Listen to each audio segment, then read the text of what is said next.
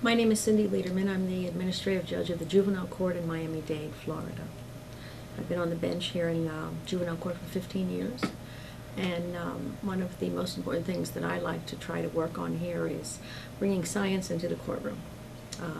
All kinds of science, not just the science of child development, but also introducing the concept of evidence-based practice in everything that we do, and not just the services that we refer children and families to, but in our work as well. So it's the marriage of law and science in the courtroom to help us make better decisions. I was very fortunate to have been called in the 90s to work with the National Research Council, which is the largest operating arm of the National Academy of Sciences. So I was continuing to be fortunate to work with them for about 10 years, which was the most wonderful professional experience I've ever had, where I learned about research, I learned about science, I learned how important it is to question everything that we do. We could be harming people, we could not be making a difference at all, or we could be helping people. There are basically three choices, and it's to overcome the assumption that because we're, smart people, well-intentioned, developing programs or interventions that we think will work, we don't know that. We won't know that unless we evaluate them and find that out. And that's a very important thing for us to do. No longer assume that we're helping people, but to really determine if we actually are. Some of them have no impact whatsoever. It's called the Null Hypothesis. So despite all the effort and money and time that goes into an intervention, it might not change anything. Then there's the intervention that has, the word is iatrogenic effects, unintended negative consequences. So it's actually something that's supposed to, we think will help, but is actually harming the population it was designed to help. And then there are the ones that actually do help. And it's a matter of just understanding that, and medicine is based on that. Never in the law or in a courtroom do we evaluate what we do other than how fast and how many. How fast can you get through these cases and close the file? And that's considered success in the justice system, which is ridiculous. What we've done here is brought the science of early childhood development into the courtroom, and tried to, first of all, learn very much about the population that comes into our courtroom. How do they look when they come to us? For example, they're disproportionately developmentally delayed, all kinds of physical, psychological, developmental, social, behavioral problems, to learn exactly what our population looks like compared to the general population, so that we know where we need to intervene. And then learn how to intervene, learn how to help this population when they come to us, and change the tragedy that brings them to us because of child abuse or neglect into an opportunity to help them, because they're not living in neighborhoods where they're getting adequate pediatric care. Many of them have their medical care at the emergency room at the hospital. That's their medical home.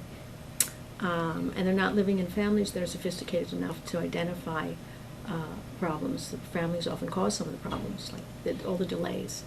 So, but for the fact they came into our courtroom and that we understood science, we understood child development, we understood what we should be seeing from these children, and what we probably are not, they keep going on their way, and perhaps sometimes when the behavior got bad enough, perhaps when they were in school, someone would intervene. But you lose that tremendous opportunity early on to really intervene and change that behavior. The younger, the better.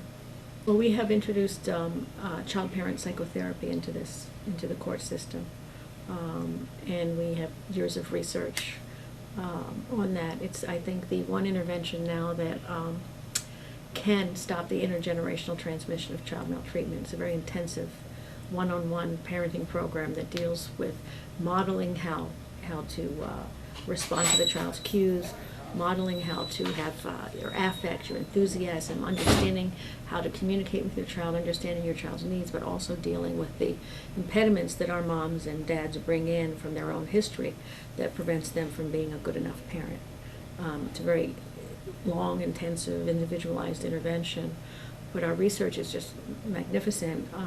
From the first study of 59 dyads, there was no further abuse. No further abuse. And almost all of them were reunified.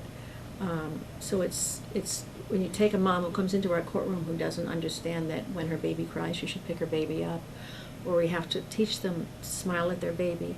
I mean, because their moms didn't smile at them. And how do we expect them to learn? When we send them, this is interesting. Our clinical partner is the University of Miami. We have a baby room there where we do all these assessments. The first time we asked the mom to sit on the floor and play with her baby for the assessment, she's more often than not says, "You want me to sit on the floor and play with my baby?"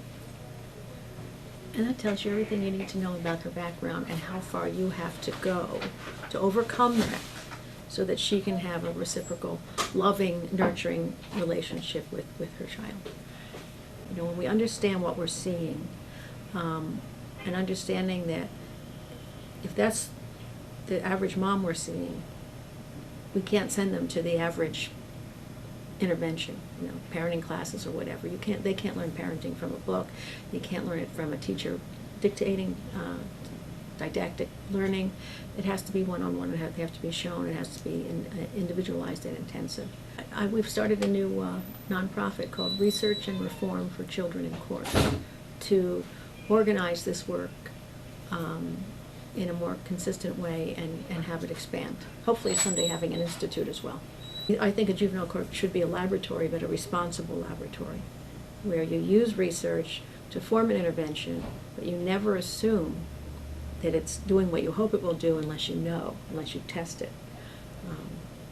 And that's what we're doing.